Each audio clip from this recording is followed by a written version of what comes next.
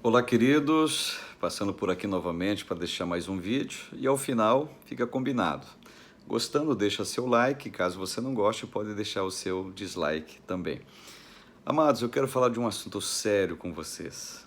Apocalipse 2:20.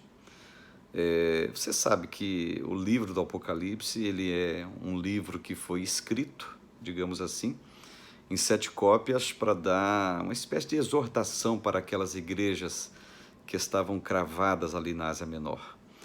E a partir do momento que João escreve, eu penso que a evolução da revelação e as coisas impactantes que o Senhor Jesus manda ele dizer para as igrejas é algo impressionante. E quando chega a vez da igreja de Tiatira, aqui eu destaco o capítulo 2 e o verso 20. Olha o que diz. Eu tenho contra ti o tolerares essa mulher Jezabel, que a si mesmo se declara profetisa. E o que eles toleravam? Toleravam que ela ensinasse e que ela também, por assim dizer, fizesse uma espécie de pedagogia ensinativa aos servos para praticarem prostituição e comerem coisas sacrificadas a ídolos. Então essa mulher maligna, que é uma espécie de um estereótipo daquela Jezabel do Antigo Testamento, ela queria levar o quê? Um governo paralelo dentro da igreja. Imagine vocês, havia o anjo da igreja, que é o pastor da igreja, mas tinha um governo paralelo lá dentro. E de quem era esse governo paralelo dentro dessa igreja? Uma tal de Jezabel.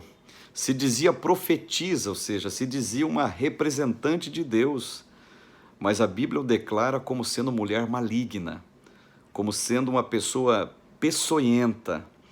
Ou seja, quem leva um governo paralelo na igreja é a síndrome dessa Jezabel.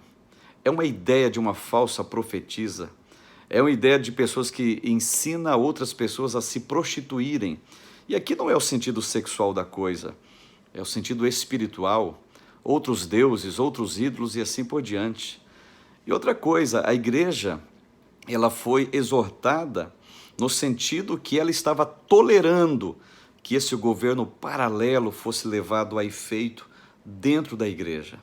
Então, por isso que Deus constituiu pastores, verdadeiros pastores, constituiu autoridade espiritual dentro da igreja. Por quê?